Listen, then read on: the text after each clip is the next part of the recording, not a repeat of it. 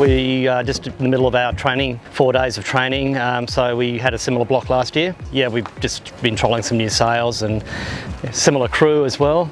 A couple of changes. Yeah, we've got Dean Curtis on board, so he's joined. Josh Probeski's come on. There's definitely a lot of sort of friendship between us all, which comes to light at this time of year. You know, it's been quite a journey to get to that, to the overall last year. I think we sailed a brilliant race last year to be able to do that. Obviously, as you know, massive competition. 21, we were the fastest boat on IRC on corrected time before we were penalised, and that was a hard upwind race.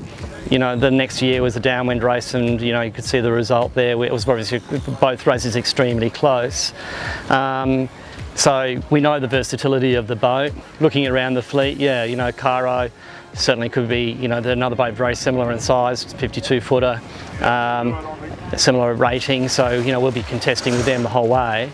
I guess would be, I'd be churlish of me to say that, we're not expecting to get a good result. I think we are.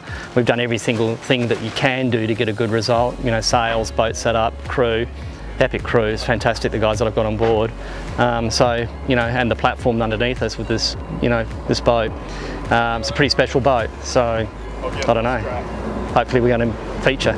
So there's no lack of competition this year, but last year the conditions, the 4 TP52s all sort of, plus the others, it really did make us into a team.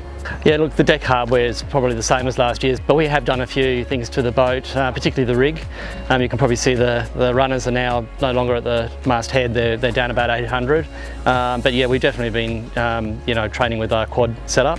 And the boat's set up for quadding. It's a type of hull that likes that. It suits the boat, and we think we get performance gain out of it. And yeah, we think it does give us a small gain. Do you have any superstitions?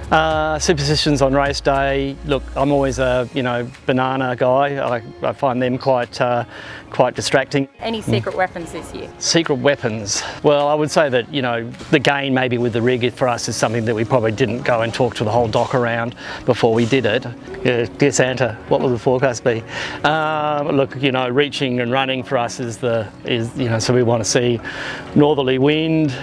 Be good to have the A4 up and maybe a full main or one reefed main downwind. So we're looking at sort of 22 to 25 knots downwind with a reasonable sea state. So my top drivers like Jack McCartney and Josh Probeski and people like that can send the boat off the waves. That would be ideal for us.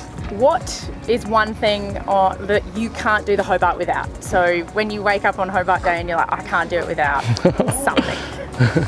I definitely can't do it without seasick tablets, so that's one thing. I can't do it without the support of the family, really. That's one thing which you just need. And I've sort of been kind of that I might be getting towards, having done enough of the race, and now I'm getting more and more sort of enthusiasm around me with the family to, I'll come down to Hobart, I want to be there, and so that's one thing we can't do without for sure. Why do you do it? Look, it's a spirit of adventure. It's a great time of year to be doing a race like this because, we get the focus on us. And as far as the race itself goes, it's a race which has always thrown up a wildly sort of interesting set of conditions. There's always going to be several races within the race. It's not over until it's over, which make it an epic race. And so I think that's why we enjoy it so much.